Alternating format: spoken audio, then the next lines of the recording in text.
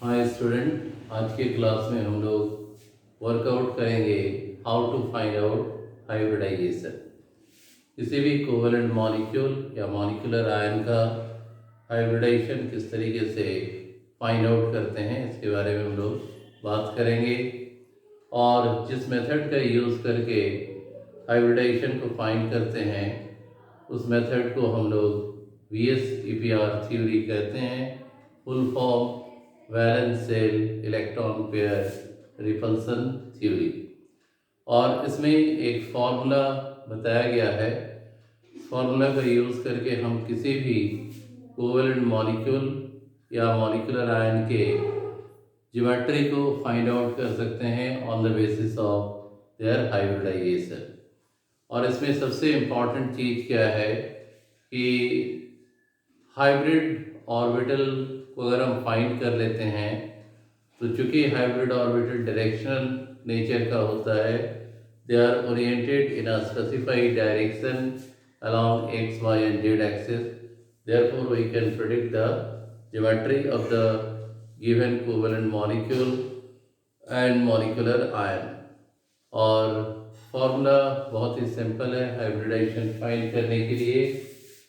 इस फॉर्मूला का यूज़ करेंगे H equal to S plus 1/2 E minus V plus minus C। इस formula का यूज़ करके हम लोग बड़ा आसान तरीके से हाइब्रिडाइजेशन को फाइंड आउट करते हैं। अब हम लोग थोड़ा जान लेते हैं इसमें क्या क्या टर्मिनोलॉजी है। H stand for hybrid orbital, S हो गया सराउंडिंग एटम कितने हैं, E valence electron of the central atom, V हो गया valency of the surrounding atom और C क्या हो गया चार्ज। तो इसमें अगर हम यूज़ कर लें इस फॉर्मूला का तो हम लोग बहुत ही आसान तरीके से हाइब्रिडाइजेशन फाइंड आउट कर सकते हैं। एक बात हमेशा याद रखना है कि अगर मॉलिक्यूल में लोन पेयर इलेक्ट्रॉन है तो स्ट्रक्चर डिस्टॉर्टेड होगा, और अगर केवल बॉन्ड पेयर है तो रेगुलर स्ट्रक्चर होगा, जैसा कि अकॉर्डिंग टू हाइब्रिडाइजेशन में बताया गया है। और पता कैसे करेंगे कितना लोन पेयर है, तो ये वाला part 1/2 E minus V plus minus C part को सॉल्व करके जो भी वैल्यू आएगा that will give the idea about lone pair of electron. सबसे पहले एग्जांपल लेते हैं बेरिलियम क्लोराइड का। तो सेंट्रल एटम यहाँ बेरिलियम है और इसका हाइब्रिडाइजेशन फाइंड कर रहे हैं।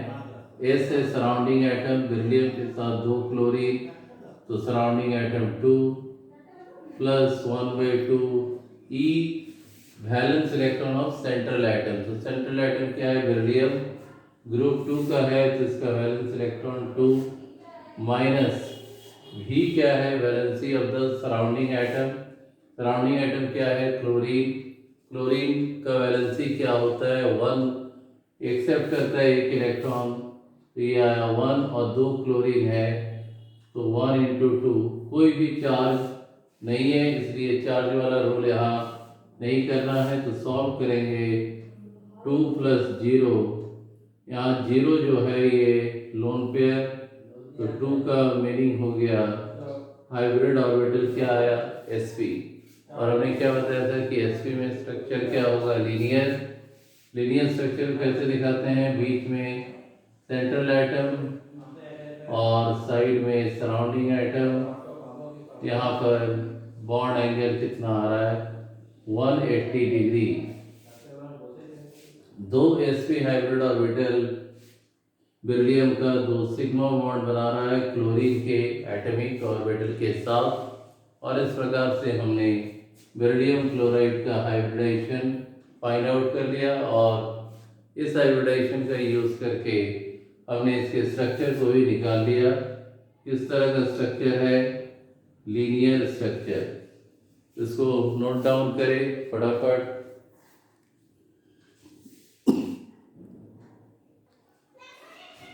इसी प्रकार से हम लोग किसी भी कोवैलेंट मॉलिक्यूल या मॉलिक्यूलर आयन की ज्योमेट्री को फाइंड आउट कर सकते हैं। अब एक एग्जांपल और लें, यहाँ पर BCl3 का हाइब्रिडेशन फाइंड करना है। एक S हो गया surrounding atom, 3 chlorine surrounding atom plus 1/2 E का मीन्स होता है valence electron of central atom. Central atom क्या है? बोरॉन। बोरॉन का वैलेंस इलेक्ट्रॉन 3 होता है ग्रुप 13 का, माइनस V का मतलब valency of surrounding atom. Chlorine है, क्लोरीन का वैलेंसी 1 into 3, ये सॉल्व करेंगे तो 3 + 0 यानी लोन पेयर एक भी नहीं है। 3 का मीन्स हो गया हाइब्रिड ऑर्बिटल sp2, और sp2 का मतलब इसका स्ट्रक्चर क्या है? Trigonal planner. Trigonal planner structure इस तरीके से दिखा सकते हैं। BCl3 sp2 के फॉर्मेट के बेसिस में, और 3 sp2 3 सिग्मा बॉन्ड बनाया सराउंडिंग क्लोरीन एटम के साथ, और इसका बॉन्ड एंगल आया 120 डिग्री। बस याद रखना है कि कौन सा एलिमेंट कौन ग्रुप में पड़ता है। अगर ग्रुप 13 में अगर है तो उसका वैलेंस इलेक्ट्रॉन जो होगा वैलेंसी भी वही होगा 13 और 14 में। इसके अलावा अगर 15 में जाते हैं तो वैलेंस इलेक्ट्रॉन 5 होगा, और वैलेंसी ऑक्टेट से 3 कम है तो 3। 16 ग्रुप में जाएंगे तो वैलेंस इलेक्ट्रॉन 6 और वैलेंसी 2। 17 में जाएंगे तो वैलेंस इलेक्ट्रॉन 7 और वैलेंसी 1। तो इस तरीके से हम इसको कर सकते हैं। ये ट्राइगोनल प्लानर स्ट्रक्चर है। सभी में किसी में भी लोन पेयर इलेक्ट्रॉन अभी नहीं शो हो रहा है। इसके बाद अगर हम यहाँ PCl5 को निकालने की कोशिश करें कि इसका क्या हाइब्रिडाइजेशन होगा, तो बड़ा ही आसान तरीके से निकल सकता है। H = S। S क्या है? Surrounding atom 5 chlorine plus 1/2 E का मतलब valence electron of central atom. Central atom क्या है? फॉस्फोरस। फॉस्फोरस का वैलेंस इलेक्ट्रॉन होता है 5, और माइनस क्या है? Valency V। वैलेंसी किसका होता है? सराउंडिंग एटम का। क्लोरीन ग्रुप 17 का है, 17 का वैलेंसी 1 होता है, तो 1 into 5 कोई चार्ज नहीं है, तो 5 + 0 यहाँ आया 5, और 5 का मीन्स क्या हो रहा है? हाइब्रिड ऑर्बिटल क्या आ गया? sp3d2। sp3d2 का मतलब इसका स्ट्रक्चर है ट्राइगोनल बाइपिरामिडल, और इस तरीके से बना के देख सकते हैं trigonal bipyramidal structure. Cl Cl Cl, और यहाँ पर एक्सियल में भी 2 क्लोरीन को ऊपर और नीचे डाल दो, तो ये प्लेन हो गया। प्लेन पर बॉन्ड एंगल जो है वो है 120 डिग्री। यहाँ पर बॉन्ड एंगल कितना है? 120 डिग्री। और प्लेन पर जो भी बॉन्ड रहते हैं उसे हम इक्वेटोरियल बॉन्ड कहते हैं, और एक्सियल और इक्वेटोरियल के बीच में जब एंगल फॉर्म होगा तो 120 डिग्री के साथ 90 डिग्री बॉन्ड एंगल होगा। तो इस प्रकार से किसी भी मॉलिक्यूल या मॉलिक्यूलर आयन का हाइब्रिडाइजेशन बहुत आसान तरीके से फाइंड आउट किया जा सकता है। अगर हाइब्रिड ऑर्बिटल तक ही निकालना है तो respective of lone pair bond pair आप किसी का भी फाइंड आउट कर सकते हो।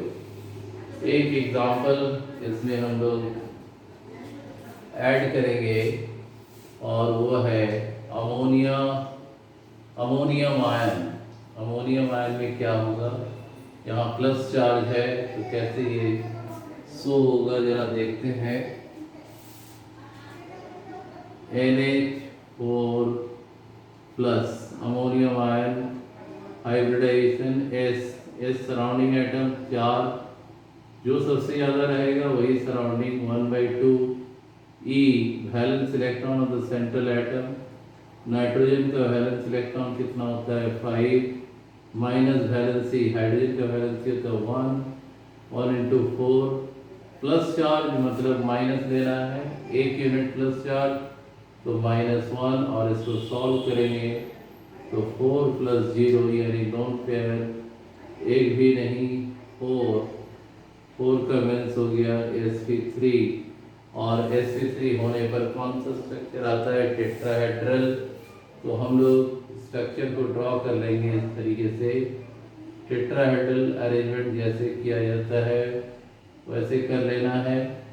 और लास्ट में क्या करेंगे, 4 sp3 4 बॉन्ड तो बनाया, यहाँ पर प्लस साइन बाहर में शो कर देना है। तो यहाँ नाइट्रोजन का 4 sp3 हाइड्रोजन के 1s के साथ ओवरलैप करके 4 सिग्मा बॉन्ड जनरेट कर रहा है।